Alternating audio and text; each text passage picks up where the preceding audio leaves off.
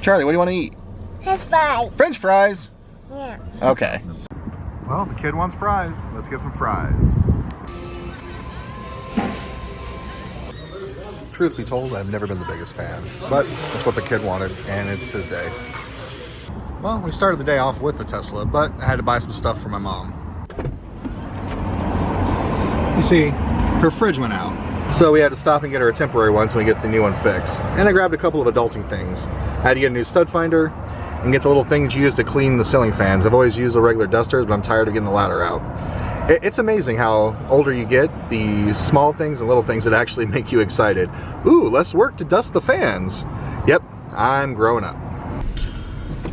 You know, and the reason I felt the need to tell you guys we started off the day with the Tesla is because when we had to get that little mini fridge, unfortunately my Model 3 is just not big enough to accommodate even something of that size, just with the way that it's structured, I guess you can say.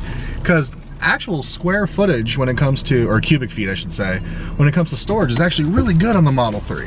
However, I've learned quickly it's just an odd size for most of it. So for a lot of things I was like, oh, I could totally fit that in there. Turned out I really couldn't fit it in there. So I switched off cars with my wife so I can get this little fridge to get my mom's stuff taken care of until her fridge can be repaired. Because she just bought groceries the day that that fridge went out, and that fridge is less than 2 months old. So hopefully everything will be covered by the warranty. But I think it's also important that we talk about the reality when it comes to owning an electric vehicle. Because I mean, the reality is, the electric vehicle is great. I would not trade my Tesla or an electric vehicle for anything in the world. I think it's been great as far as cost, what we were able to do with it, everything. Like, it's a perfect vehicle in my opinion. However, I gotta be realistic. It is a smaller car, and I still need a gas car for a lot of different things for all intents and purposes. Where are we? We are at the Tesla charging station over here, actually, Charlie. And let me explain further what I mean about the square footage and the storage size of a Tesla Model 3. For an everyday use car, it's way more than efficient, similar to what you would get with like a Kia Forte or something along those same lines. But the reality is you still need like a utility vehicle if you're moving lots of stuff or bigger stuff, or like, for example, me, you know, we have 2 kids, we travel, we have to travel with a lot of stuff.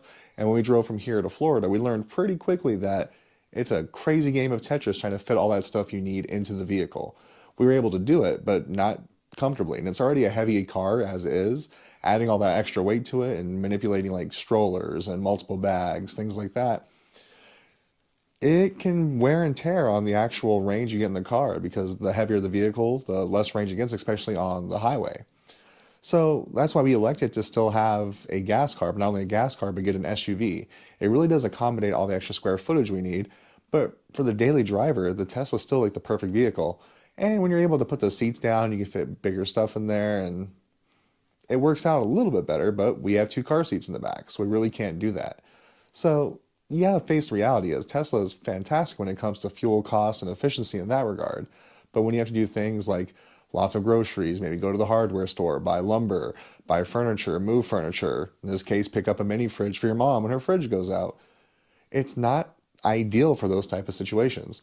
So although I would love the day we go full electric, and if I can go back, I probably would have bought the Model Y. But I can't go back in time, unless you know something I don't, then hit me up down below. Let's figure out how to time travel together. But until then, I gotta live with my choices, which the Model 3 is still not as efficient as I would like for having to move bigger things.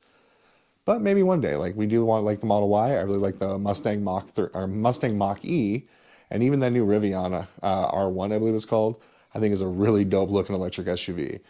But that's just how I feel. This is my thoughts in the moment. Well, a little bit later, but still thoughts in the moment.